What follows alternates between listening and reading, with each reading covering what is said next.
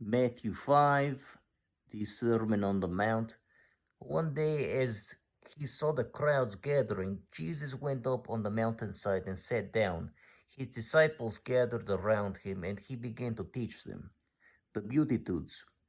God blesses those who are poor and realize their need for him, for the kingdom of heaven is theirs. God blesses those who mourn, for they will be comforted.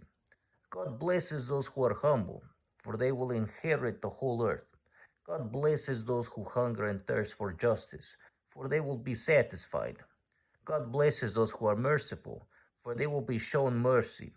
God blesses those whose hearts are pure, for they will see God. God blesses those who work for peace, for they will be called the children of God. God blesses those who are persecuted for doing right, for the kingdom of heaven is theirs. God blesses you when you mock. God blesses you when people mock you and persecute you and lie about you and say all sorts of evil things against you because you are my followers. Be happy about it. Be very glad, for a great reward awaits you in heaven. And remember, the ancient prophets are persecuted in the same way. Teaching about salt and light. You are the salt of the earth. But what good is salt if it has lost its flavor? Can you make it salty again? It will be thrown out and trampled underfoot and worthless. You are the light of the world, like a city on a hilltop. They cannot be hidden. No one lights a lamp and then puts it under a basket. Instead, a lamp is placed on a stand, where it gives light to everyone in the house. In the same way, let your good deeds shine out for all to see, so that everyone will praise your heavenly Father. Teaching about the law. Don't misunderstand why I have come. I did not come to abolish the law of Moses or the writings of the prophets. No, I came to accomplish their purpose. I tell you the truth, until heaven and earthly disappear, not even the smallest detail of God's law will disappear until its purpose is achieved. So if you ignore the least commandment and teach others to do the same, you will be called the least in the kingdom of heaven. But anyone who obeys God's laws and teaches them will be called great in the kingdom of heaven. But I warn you, unless your righteousness is better than the righteousness of the teachers of religious law and the Pharisees, you will never enter the kingdom of heaven. Teaching about anger. You have heard that our ancestors were told, "You must not murder. If you commit murder, you are subject to judgment." But I say, if you are even angry with someone, you are subject to judgment. If you call someone an idiot, you are in danger of being brought before the court. And if you curse someone, you are in danger of the fires of hell. So if you're presenting a sacrifice at the altar in the temple and you suddenly remember that someone has something against you, leave your sacrifice at the altar. Go and be reconciled to that person. Then come and offer your sacrifice to God. When you are on the way to court with your adversary, settle your differences quickly.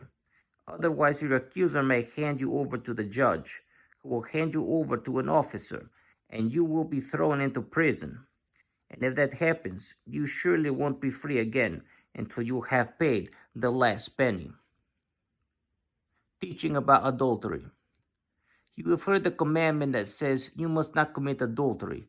But I say anyone who even looks at a woman with lust has already committed adultery with her in his heart. So if your eye, even your good eye, causes you to lust, gouge it out and throw it away. It is better for you to lose one part of your body than for your whole body to be thrown into hell. And if your hand, even your stronger hand, causes you to sin, cut it off and throw it away. It is better for you to lose one part of your body than for your whole body to be thrown into hell. Teaching about divorce.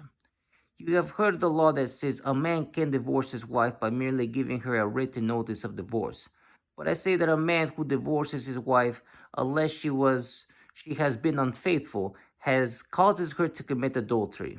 And anyone who marries a divorced woman also commits adultery. Teaching about vows. You have also heard that our ancestors were told, You must not break your vows. You must carry out the vows you make to the Lord. But I say, do not make any vows. Do not say by heaven, because heaven is God's throne. And do not say by the earth, because the earth is his footstool. And do not say by Jerusalem, for Jerusalem is the city of the great king. Do not even say by my head, for you can't turn one hair white or black. Just say a simple yes, I will, or no, I won't. Anything beyond this is from the evil one. Teaching about revenge. You have heard the law that says that punishment must match the injury, an eye for an eye and a tooth for a tooth. But I say, do not resist an evil person. If someone slaps you on the right cheek, offer the other cheek also. If you are sued in court and your shirt is taken from you, give your coat too. If a soldier demands that you carry his gear for a mile, carry it for 2 miles. Give to those who ask, and don't turn away from those who want to borrow. Teaching about love for your enemies. You have heard the law that says, love your neighbor and hate your enemy. But I say, love your enemies. Pray for those who persecute you.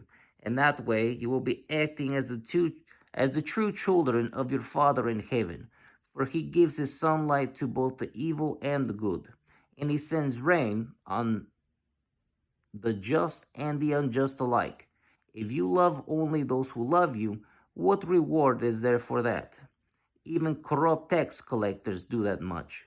If you are kind only to your friends, how are you different from anyone else? Even pagans do that. But you are to be perfect, even as your Father in heaven is perfect.